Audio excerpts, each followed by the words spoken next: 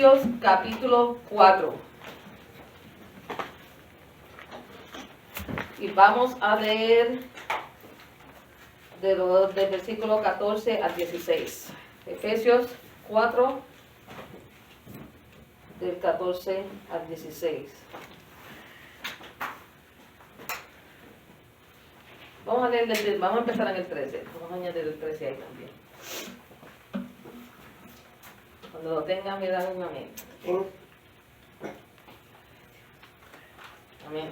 La palabra de Dios se lee en el nombre del Padre, del Hijo y del Espíritu Santo.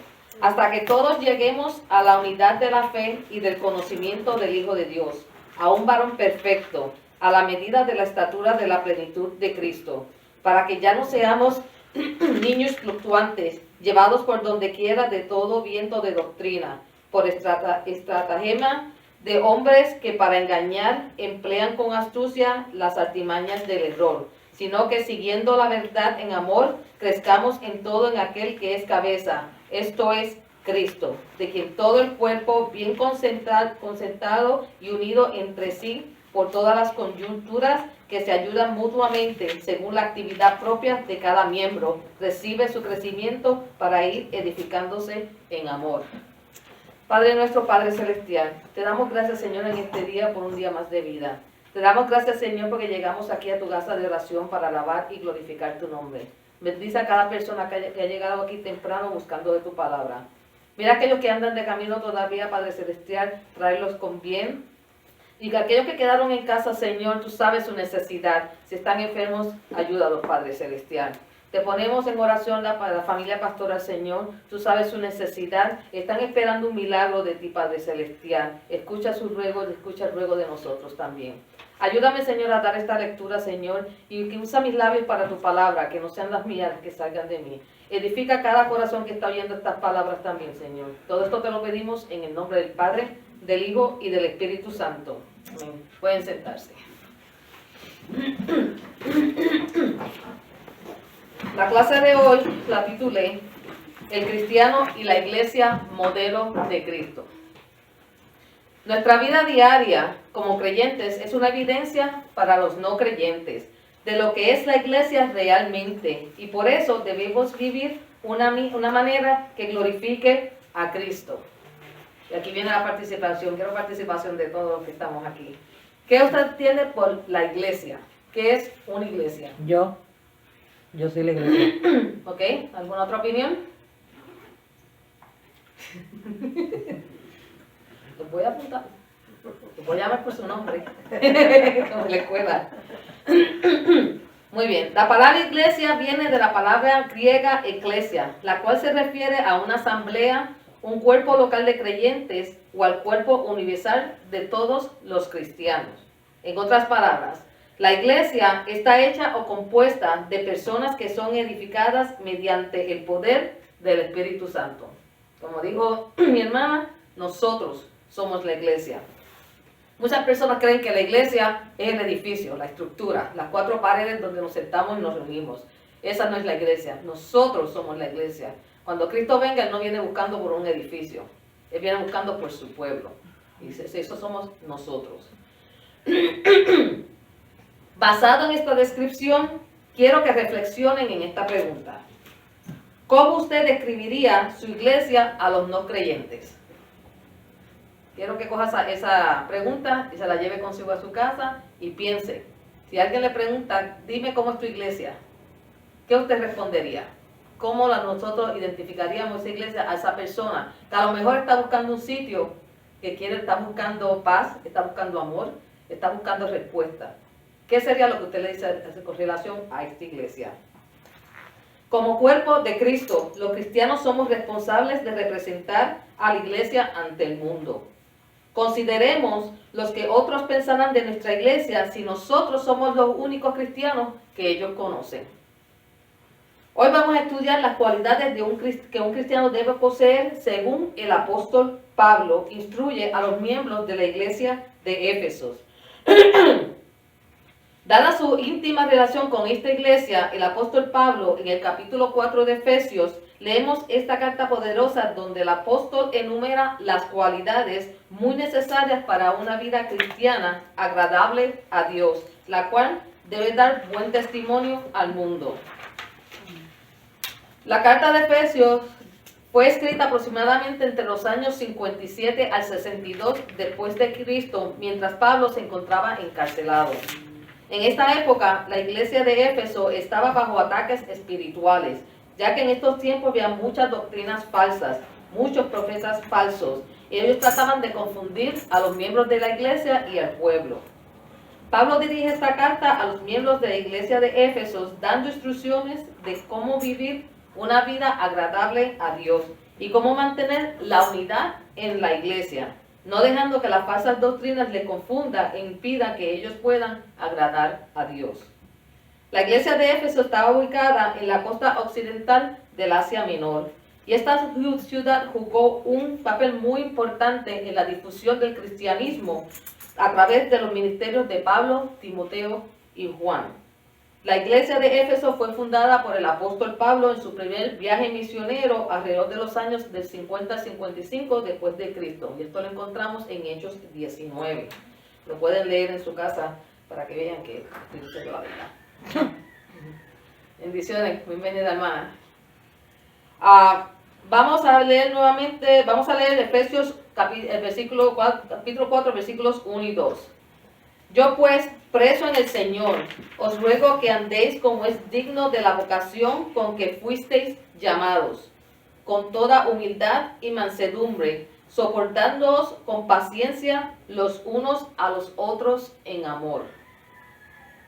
En este versículo 1 vemos que Pablo, a pesar de que él se encontraba en la cárcel, era un prisionero, él dice que él vivía victorioso en Cristo. Para Pablo, vivir victorioso significaba vivir con Cristo, no tener libertad, no hacer lo que él quería hacer, era que tenía Cristo en su vida. Él tenía paz dentro de él, no importaba que él estuviese encarcelado, que no se podía mover, que no podía comer lo que quisiera o hacer lo que quisiera, él se sentía libre, victorioso en Cristo. Y él les ruega a los miembros de la iglesia de Éfeso que se sientan de igual forma, a pesar de que ellos estaban libres, tenían libertad de moverse y hacer lo que querían, él quería estar seguro que ellos no estuviesen presos en pecado. Quería que no dejaran que las falsas doctrinas los aprisionara. Por eso les pide que vivan victoriosos en Cristo. Cuando nosotros vivimos en victoria con Cristo, su presencia se refleja en nuestra vida y el mundo puede apreciar esa victoria. Nos gozamos cuando recibimos bendiciones. Cantamos, algunos brincan, bailan, se gozan porque recibimos bendiciones y lo anunciamos. Dios me bendijo, Dios hizo esto por mí, Dios hizo aquello por mí. Pero también en las pruebas y el dolor, nosotros debemos reflejar esa victoria. Tenemos que alabarle. Alabamos al Señor. Le damos gracias por esas tribulaciones, le damos gracias por las pruebas. No blasfemamos, no le echamos la culpa a Dios. Simplemente oramos y pedimos que nos bendiga, que nos ayude a vencer esa prueba. Y el Señor nos dará el galardón y nos ayudará a través de eso, y vamos a hacer testimonio de que nosotros creemos en un Dios vivo, en un Dios misericordioso y en un Dios de poder. En esta carta, además de Pablo rogar que se viva en victoria, él también provee específicas cualidades que son muy importantes para la vida cristiana y que cada uno de nosotros debemos tener para poder vivirla. Y también tener unidad en la iglesia, para ser un ejemplo modelo del cuerpo de Cristo. La primera dice, el creyente debe de andar como es digno. La palabra digno aquí no significa perfección. Dios nunca ha pedido perfección por nosotros, porque Dios, Él nos creó, Él sabe cómo somos nosotros, Él sabe que somos imperfectos. Solo Dios es perfecto. Aquí digno se refiere al modo apropiado de vivir, como toda persona debe vivir siguiendo el ejemplo de Cristo. En la Biblia dice que tenemos que vivir con santidad para poder ver al Señor. Pero la santidad la malinterpretan, porque la santidad no quiere decir que seamos perfectos. Santidad, en mi opinión, y por lo que yo he estudiado, lo que significa que lo que Dios espera por nosotros es que sigamos la ley, sigamos su palabra. Amén. Y si cometemos el error o cometemos un pecado, que lo reconozcamos en el momento. Pidamos perdón, nos arrepintamos y no lo volvamos a hacer. Amén. Entonces estamos caminando hacia la santidad, que es la que vamos a alcanzar cuando nos vayamos con el Señor. Amén. Vivir en santidad aquí en la tierra no quiere decir que seamos perfectos, porque nadie en esta tierra es perfecto. Habrá muchas personas buenas, como mi papá era bueno. En mis ojos él era santo, pero en realidad no era santo porque cuando era joven, pues él cometió sus pecados también y sus errores, pero él se arrepintió y trató de vivir una vida en santidad. Amén. La segunda cualidad que nos habla el apóstol Pablo es con toda humildad. ¿Qué entendemos por humildad? Voy a pegar a llamar por el nombre. Ya participan, tengo muchos estudiantes hoy. Humildad, ¿qué es humildad para ustedes? Pues una persona sencilla, ¿no? Que no es como pretenciosa, sino que es humilde. Porque uno a veces en humildad piensa también como una persona que no tiene nada, pero no es Perfecto. precisamente eso, sino que es una persona sencilla. Correcto. Y muchas gracias, hermana Claudia, por decir eso, porque así era en la cultura greco-romana. Eso es lo que se entendía por humildad. Se entendía que era una persona simple, una persona como que dice de baja calidad, que no tenía el mismo valor que otras personas. Eso era lo que se entendía en aquel entonces por humildad. Y muchas personas pues piensan lo mismo, ser humilde es tirarse en el piso como si uno no valiera nada. Ajá. La humildad es una cualidad de la persona en cuanto a carecer de arrogancia y orgullo, como dijo la hermana Claudia, y tener una justa estima del valor personal. La humildad se traduce a rebajarse, ser de menos, como dije, en aquellos tiempos. Y humilde era una persona de mente simple, una persona que no tenía educación, como que no tenía sentido común, vamos a decirlo así. Ajá. Pero aquí el apóstol Pablo nos quiere recordar y quería recordarle a los cristianos de la iglesia de Éfeso que Jesús mostró el lado positivo del concepto de humildad cuando Él se humilló ante el mundo para bendecir a la humanidad. Los cristianos debemos demostrar una actitud y disposición de humildad para bendecir a nuestro prójimo si realmente queremos representar a Jesús. Alguien que me lea Mateo 11:29, por favor. Yo dije, los iba a poner a que participen. Dice, llevad mi yugo sobre vosotros y aprender de mí, que soy manso y humilde de corazón, y hallaréis descanso para vuestras almas. Amén. Bien claro que lo dice. Jesús en esos momentos dice que llevemos su yugo sobre nosotros y a que aprendamos de Él, que Él es manso y humilde de corazón. Él, a través de los años que estuvo aquí en la tierra, 3 años y medio que estuvo en su ministerio, Él fue bien humilde. Él no se enalteció. Él era el Hijo de Dios. Él podía decir que lo cargaran hasta donde quiera. Él podía vestir las mejores ropas que nadie, pero en vez, Él estuvo con los pobres buscando almas. Él estuvo buscando al necesitado. Él no estuvo sentado con los reyes en los castillos. Él fue una persona humilde y ayudó al que necesitaba, no al que él quería, sino al que necesitaba. Así nosotros también debemos ser personas humildes, ayudar al necesitado, no tener orgullo. Nosotros no somos mejores que nadie. Dios nos hizo a todos por igual. Tenemos el mismo valor ante los ojos de Dios. No importa la raza, no importa el color de nuestra piel, no importa el idioma en que nosotros hablemos. Para Dios todos somos iguales. La tercera cualidad que el apóstol Pablo menciona es mansedumbre. ¿Qué entendemos por mansedumbre? Lo puse a pensar. Ser mansos. ¿Y qué es ser mansos?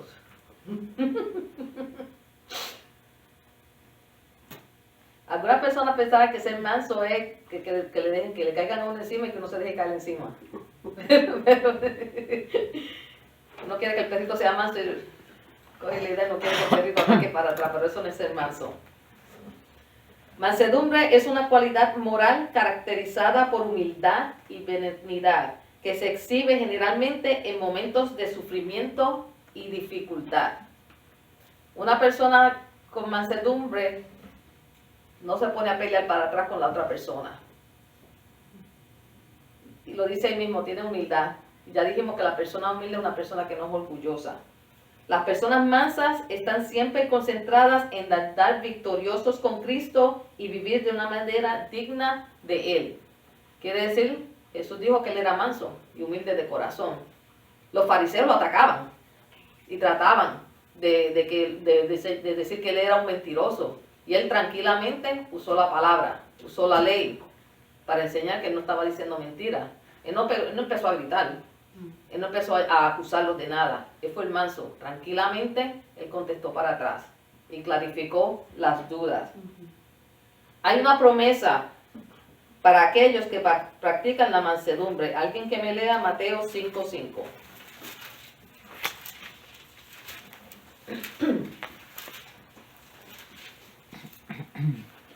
Dichosos los humildes porque recibirán la tierra como herencia. Amén.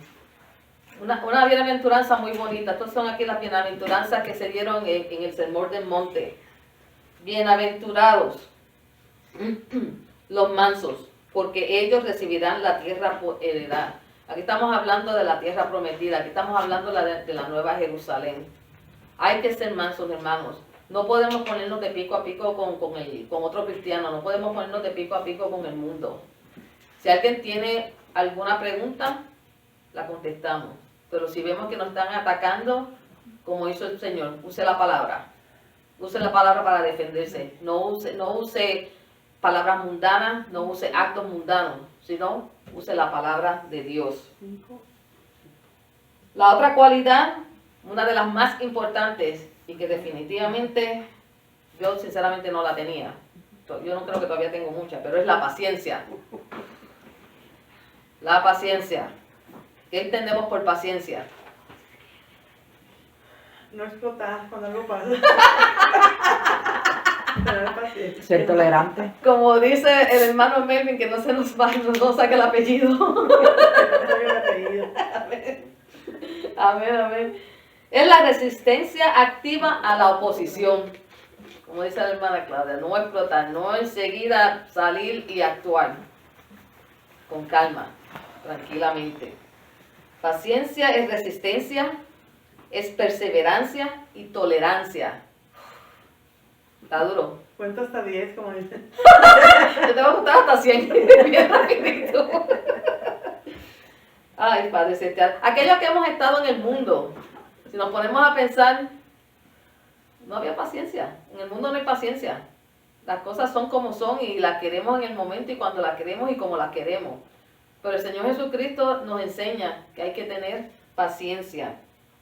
Los comentarios bíblicos señalan que la palabra paciencia que se usa en este versículo describe una persona que es lenta para vengarse del mal o tomar represalias contra las palabras o hechos cuando alguien hiere o la ofende. Simplemente cuando alguien dice algo mal de usted, cuando alguien hace algo para herirlo, no reaccione en el momento. Es como dice el pastor, escuche la primera vocecita que le dice algo y espere por la segunda.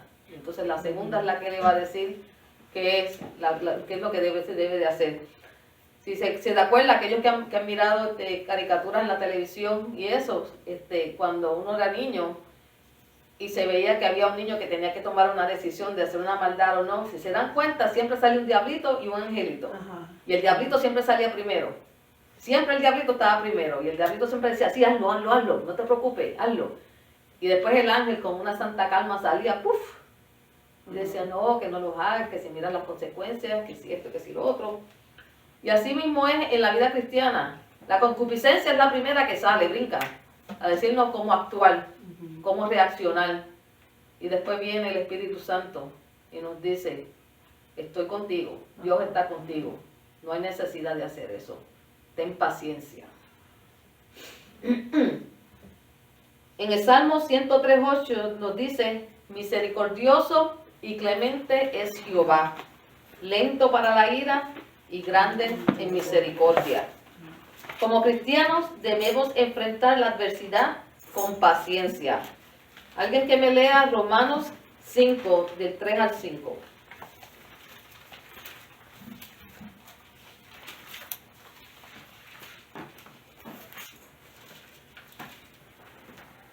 Y no solo esto, sino que también nos gloriamos en las tribulaciones, sabiendo que la tribulación produce paciencia, y la paciencia prueba, y la prueba esperanza, y la esperanza no avergüenza, porque el amor de Dios ha sido derramado en nuestros corazones por el Espíritu Santo que nos fue dado. Amén, gloria a Dios. Cuando yo estudié, estaba preparando la clase, me atrajo mucho estos versículos, porque están las tribulaciones, después paciencia y después es la prueba. Normalmente nosotros vemos tribulaciones y pruebas como la misma cosa, pero no lo es. Las tribulaciones es lo que nos hace sufrir, lo que nos da el dolor. Y con esa tribulación, es que la tribulación es lo que produce la paciencia. Ahí es que tenemos que demostrar nuestra fe por Cristo Jesús. Y buscando esa paciencia, es que tenemos la prueba. ¿Vamos a esperar o no vamos a esperar? ¿Creemos o no creemos? Y después que estamos en esa prueba, entonces es que viene la esperanza. Nuestro Señor Jesucristo nos bendice, nos ayuda y nos saca de esa tribulación. La paciencia es muy importante, hermano, porque por la falta de paciencia se pierden los hermanos. Por falta de paciencia se rompen las iglesias. Por falta de paciencia pasan muchas cosas negativas. Por eso que el Señor dice que un cristiano, para vivir en victoria en Él, tiene que tener paciencia para parar y analizar la situación antes de actuar. Jesús fue un gran ejemplo y es un gran ejemplo de la resistencia. Vamos a buscar Hebreos 12 y vamos a leer del versículo del 1 al 3. Si alguien lo encuentra, por favor, vamos a ver si me lo puede leer. Hebreos 12, versículos del 1 al 3.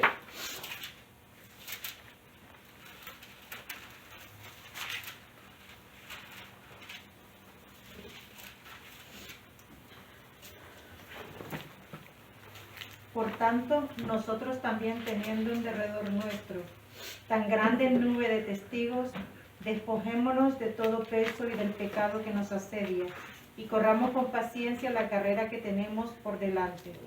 Puesto los ojos en Jesús, el autor y consumador de la fe, el cual, por el gozo puesto delante de él, sufrió la cruz menospreciando el oprobio, y se sentó a la diestra del trono de Dios. Considerar a aquel que sufrió tal contradicción de pecadores contra sí mismo, para que vuestro ánimo no se canse hasta desmayar. Amén. Ustedes se pueden imaginar la gran resistencia, la gran paciencia que Jesús tuvo en ese momento. Pónganse a pensar, Él vino a salvar la humanidad. Él vino a traer el mensaje de salvación. Y lo que recibió fue enojo, lo escupieron, le pegaron con látigos, le pusieron una corona de espinas, lo insultaron, se quitaron sus ropas, jugaron encima de sus ropas y después lo crucificaron, lo humillaron. Esa es la humillación. Pero Él con paciencia, con mansedumbre, con tolerancia, Él recibió todo eso para salvar la humanidad. Y Él lo que nos pide es que tengamos esa misma actitud. A nosotros no nos van a crucificar. A nosotros no nos van a latigar por el Evangelio. A nosotros no nos van a poner coronas de espinas. Pero sí nos van a perseguir en otra forma. Si el enemigo nos va a atacar en otra forma. Y no se compara. No se compara por lo que Jesús pasó cuando vino aquí en la tierra buscando por su pueblo. Así que si Él pasó por esto y lo pudo soportar, nosotros también podemos soportar. Y podemos vivir una vida victoriosa. Otro ejemplo perfecto de perseverancia, Job. Vamos a buscar a Santiago 5, versículo 11. Santiago después de Hebreo. Que alguien primero lea, por favor.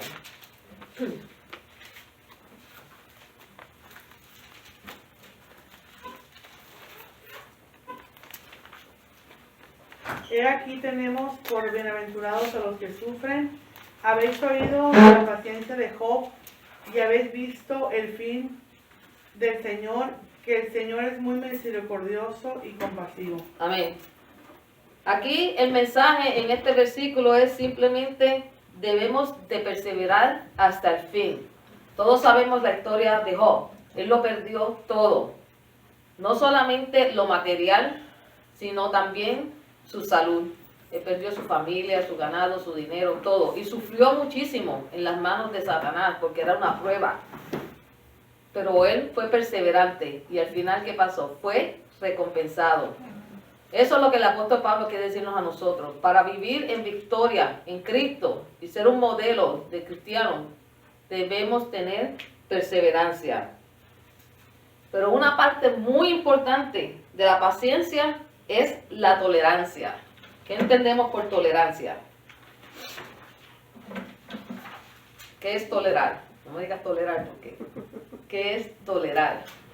Eso es otra parte, esa es la parte, después de paciencia es la primera parte que es la más fuerte de tener. Dime algo. Algo. Bueno, yo le explicaría como tolerancia es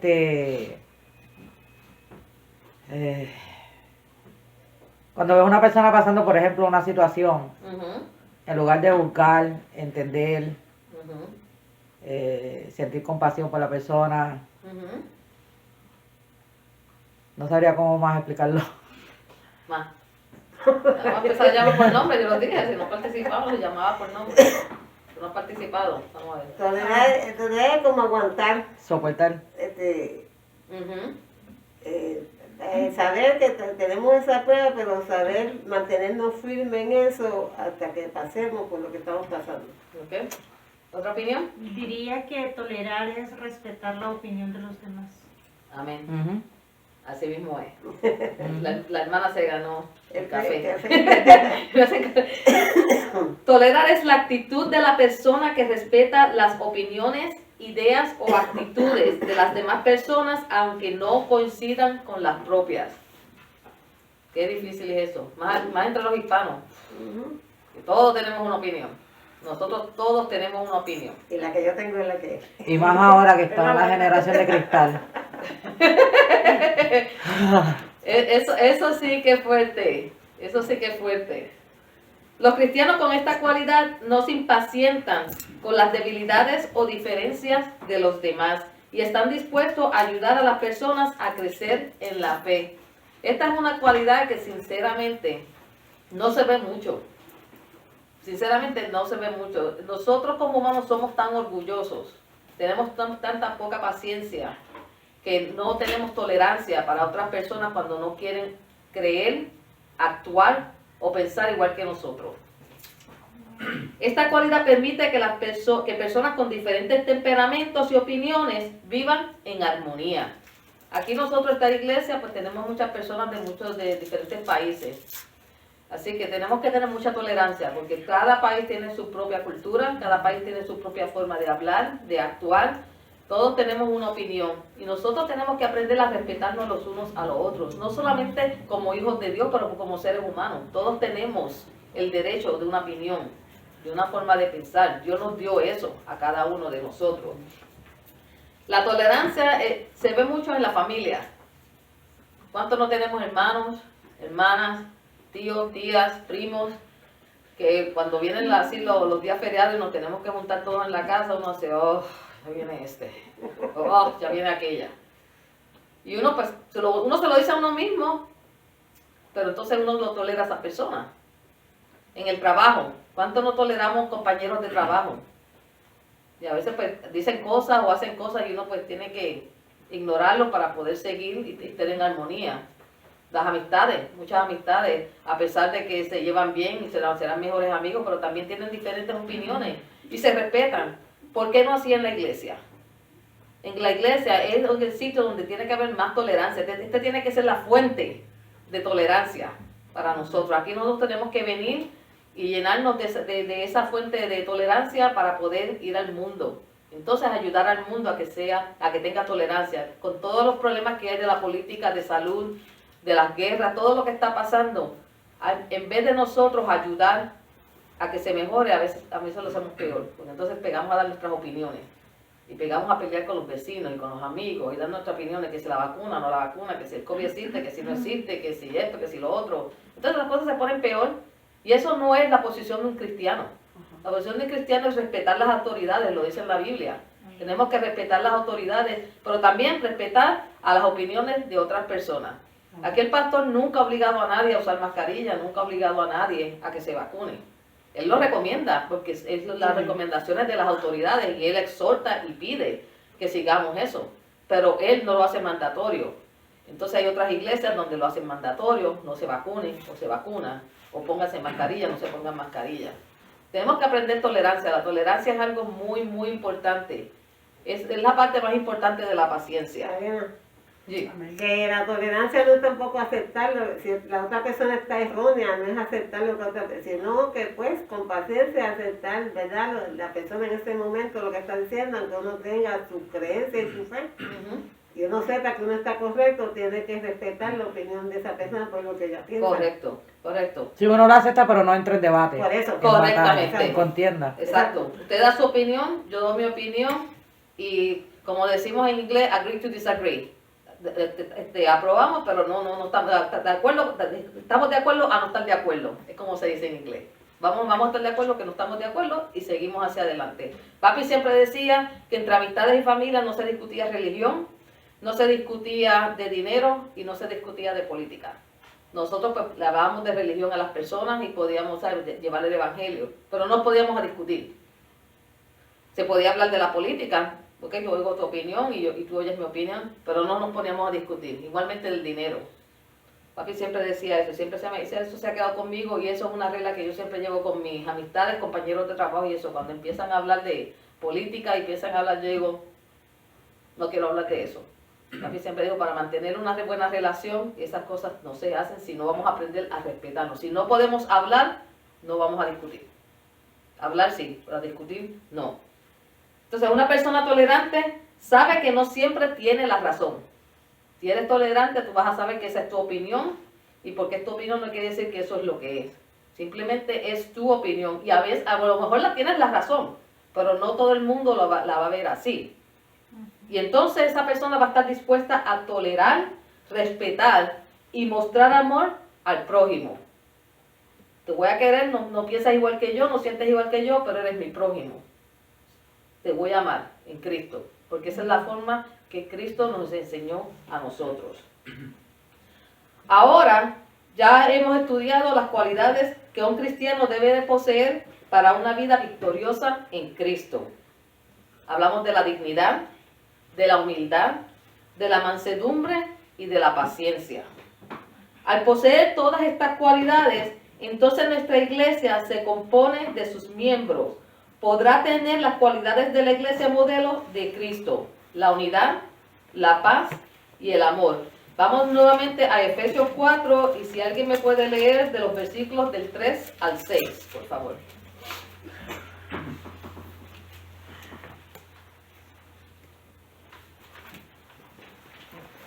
Solícitos en guardar la unidad del Espíritu en el vínculo de la paz. Un cuerpo y un espíritu, como fuisteis también llamados en una misma esperanza de vuestra vocación. Un Señor, una fe, un bautismo, un Dios y Padre de todos, el cual es sobre todos y por todos y en todos. Amén.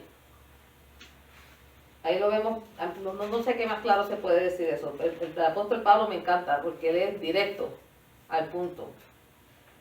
Es un cuerpo. Solo un cuerpo, en espíritu, un Señor, una fe, un bautismo. Él no dijo que había una fe para cada persona, como su estilo de vida, o un Dios como usted quiera ponerlo, si lo quiere poner espiritual, material, lo que sea. Un bautismo, si era en aceite, en agua. No, esto solamente hay uno. Está el bautismo en las aguas y el bautismo en el Espíritu Santo. Estas son las únicas dos formas que el bautismo que nos habla aquí en la Biblia. Para los cristianos que viven una manera digna de ser llamados hijos de Dios, deben mantener la unidad que el Espíritu Santo ha hecho posible y abrazar la paz que Dios quiere manifestar en la iglesia. La unidad entre los cristianos era un tema muy importante para el apóstol Pablo y él lo enseñaba en todas sus epístolas. La unidad de la iglesia debe ser la norma, no la excepción. Una iglesia no debe solamente de ser conocida por la unidad, porque todas las iglesias deben ser unidas. No debe de ser la cualidad más importante. Es una cualidad que debe poseer, pero no debe ser algo tan difícil, porque si todos los creyentes vivimos con todas las cualidades que ya hemos discutido, la unidad es normal. La unidad simplemente pasa, es natural. No hay que esforzarla. Dios nos llama a ser un pueblo unido con paz y amor. Desde el principio del mundo y en los primeros capítulos de Génesis, vemos cómo Satanás ha querido causar caos y crear desunión entre los hombres, incluso en el cielo. Lucifer, cuando se llevó a una tercera parte de los ángeles y los convirtió en demonios. Él ahí destruyó la unidad que había en el cielo. También fue parte de la ruptura de la relación entre el hombre y Dios, cuando se convirtió en serpiente y engañó a Eva para que engañara a Adán. Eso es para que vean la cadena. Él se revela y se lleva a los ángeles. Él coge y engaña a Eva para que engañe a Adán. Siempre es una cadena de engaños, una cadena de destrucción. El conflicto entre Caín y Abel. A pesar que en la Biblia no señala que Satanás tuvo sus manos directamente ahí, sabemos que el enojo de Caín, porque Dios no recibió su ofrenda de la misma forma que como recibió la de Abel, sabemos que esa es la concupiscencia. ¿Y quién es la concupiscencia? El mismo Satanás también, poniéndote cositas en el oído, moléstate, mira, no miro tu ofrenda bien. Estos acontecimientos ilustran el plan de Satanás para destruir la unidad entre los hombres. Satanás no ha abandonado su intención de perturbar los planes de Dios a través del conflicto. Por esto, un verdadero seguidor de Cristo debe conducirse de una manera que fomente la unidad dentro de la iglesia. Como leímos en el versículo 5 y 6, como iglesia tenemos un solo Señor, una sola fe, un bautismo, un Dios y Padre que está a cargo de todas las cosas. Todos los creyentes tenemos un solo fin en la búsqueda de Dios, conforme avanzamos hacia la gran esperanza de la vida eterna. La unidad de la iglesia se basa en el hecho de que todos los cristianos somos parte de un solo cuerpo, dirigido por nuestro Señor y Salvador Jesucristo. Si causamos perturbación en este cuerpo o guiamos el cuerpo en una dirección contraria a lo que el Espíritu Santo desea, entonces nos estamos conduciendo a nosotros mismos y también a otros en una dirección muy diferente a aquellos que viven en unidad. Alguien que me lea 1 Corintios 12, del 12 al 14.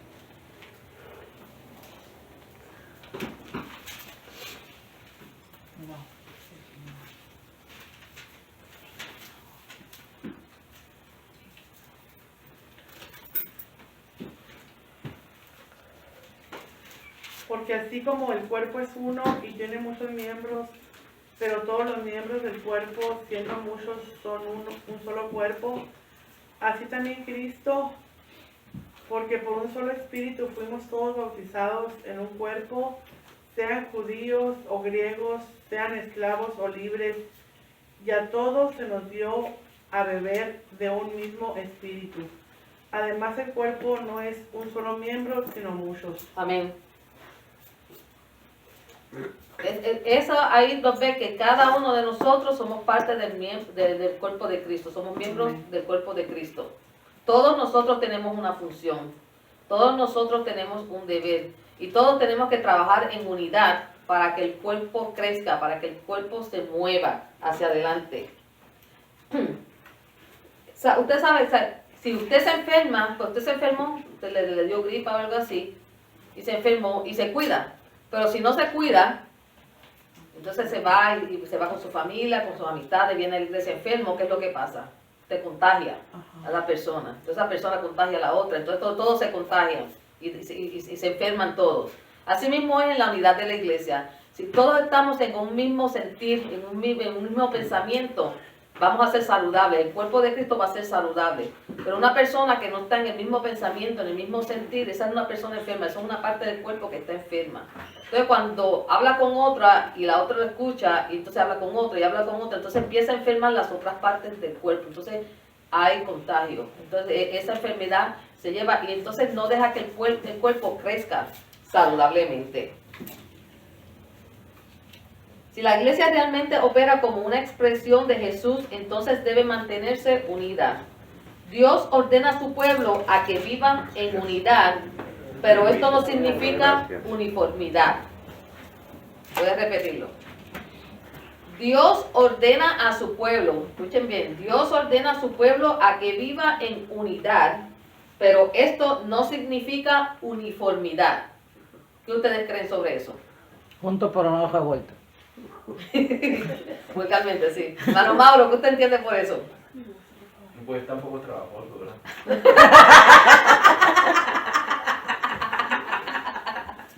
Para entender ahí. En unidad, todos juntos, pero no en Uniformidad. uniformidad. Ujú. Ok. Así como el cuerpo humano trabaja junto, cada parte es diferente. También en la iglesia tenemos que ser unidos, pero cada miembro es diferente. Ahí es que viene donde viene la paciencia, la tolerancia, la mansedumbre, todas esas cualidades que estábamos hablando. Cada parte de nuestro cuerpo tiene una función específica. Y imagínense si cada parte de su cuerpo fuera un ojo. En vez de dedo tenemos ojo. En vez de la nariz tenemos un ojo. No. Tenemos la nariz, tenemos los ojos, tenemos las manos, tenemos los pies, tenemos los riñones, el hígado, la sangre. Todo tiene una función. Y todos trabajan juntos. Y cuando uno se enferma, pues como se dice, un sistema se enferma, enferma el cuerpo. Asimismo, Dios hizo a cada persona única e imparte sus dones de diferentes maneras y en diferentes medidas. Entonces, la iglesia tiene que estar unida, pero no todos podemos ser iguales. Como dije, esta iglesia está llena de personas de diferentes países, diferentes culturas, diferentes formas de hablar, de pensar. Pero como un cuerpo debemos buscar la forma de trabajar juntos, unidos. No hay nada que un cristiano pueda hacer para ganar un don de Dios. Si no, pues no fueran dones, fueran premios o galardones. ¿Qué es un don? Es una dádiva, un regalo. Es algo que Dios nos da, que no tenemos que hacer nada para merecernos. Simplemente Él nos da ese regalo. En el versículo 7, Pablo afirma que Cristo ha dado dones a su pueblo. Dios da dones espirituales a su pueblo para que esté capacitado y sea eficaz en el ministerio. Todos los cristianos tienen dones, todos. Dios no dejó a nadie afuera, todos llegaron a tiempo a la fila, hicieron la fila y cogieron sus regalos, todos. Los cuales fueron dados no para beneficio personal. Los dones fueron dados para llevar el ministerio encomendado por nuestro Señor Jesucristo. Alguien que me lea 1 Corintios 12:7. Pero a cada uno le es dada la manifestación del Espíritu para provecho. Amén. Nuevamente para el ministerio, no dice provecho propio, es para el provecho del Evangelio, para llevar las buenas nuevas. Y hay diferentes de llevar las buenas nuevas, no tiene que ser predicando o enseñando, en muchas formas. Como dije, nosotros debemos ser testimonios vivos para el mundo. Ese es el ministerio que todos tenemos, vivir una vida cristiana. Todos tenemos tareas que llevar a cabo en la iglesia para servir al Señor. Unos predican, enseñan, otros cantan, se recoge la ofrenda, la que limpia la hermana Julia, que limpia la iglesia, echarle agua a las plantas, todo eso son ministerios y dones, porque una persona que sabe cuidar plantas, eso es un don que Dios le dio para que se conecta con la naturaleza, entonces viene y cuida las plantas aquí en la iglesia y la iglesia se ve bonita. La persona que puede cocinar, la persona que puede organizar las actividades de la iglesia, todo lo que se hace es para la obra y gloria del Señor. Todos tenemos dones y talentos. Solo debemos de ser activos, participar y estar dispuestos a ayudar. Debemos ofrecer nuestra ayuda cuando se necesita. Como dije, Dios nos dio talentos y dones a todos. Así que no se quede solamente sentado. ofrezca la ayuda, ofrezca. El pastor no lo puede hacer todo, los ancianos de la iglesia no pueden hacer todo, los diáconos no lo pueden hacer todo. Hay que ofrecer, hay que ayudar, hay que dar la mano, hay que ser activos. Y si somos todos activos, entonces el cuerpo de Cristo se va a mover unánimemente, todos juntitos. Imagínate si cuando usted, una parte de su cuerpo no esté funcionando, una pierna no se quiera mover, entonces usted está arrastrando la pierna o la mano, lleva la mano así, guindando. Así mismo es en la iglesia. Veo unos hermanos bien activos, tratando de llevar la obra, ayudar al pastor en la obra del Señor, y hay otros que nada más se sientan. Entonces estamos arrastrando.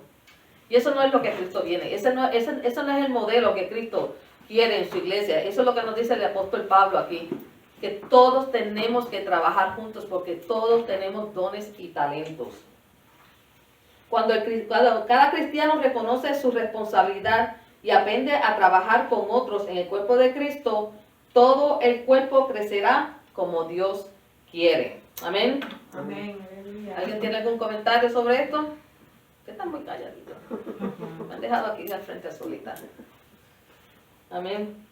Para la conclusión de la clase es, la iglesia no es una estructura física donde nos reunimos, sino la iglesia somos nosotros. Debemos vivir nuestra vida victoriosos en Cristo, demostrando todas las cualidades que el apóstol Pablo menciona en el capítulo 4 de Efesios. Dignidad, humildad, mansedumbre y paciencia. En otras palabras, debemos tener el fruto del Espíritu Santo. Alguien que me lea Gálatas 5, 22 y 23.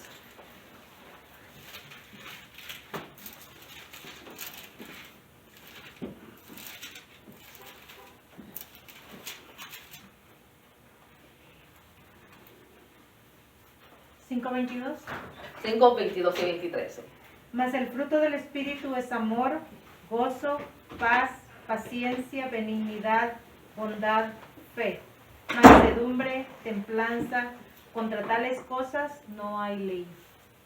Las mismas palabras, las mismas cualidades que discutimos esta mañana.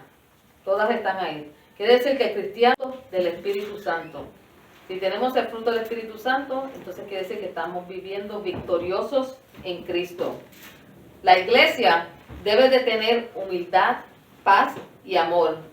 Al examinar las Escrituras, encontramos que los cristianos debemos tener un propósito común, fuera de nosotros mismos. Un Señor, una fe, un bautismo, un Dios y Padre de todos. Dios da dones para que podamos bendecir al prójimo. Descubramos nuestros dones y pongámoslos en práctica. La meta de todo cristiano debe ser la madurez espiritual y asumir la responsabilidad de buscar el crecimiento en la fe y fortalecer nuestra relación con nuestros hermanos en Cristo. La vida cristiana se basa en el amor y la cooperación mutua, imitando así el amor y la compasión de Cristo. Dios le bendiga, hermanos. Amén. Esta mañana vamos a dar una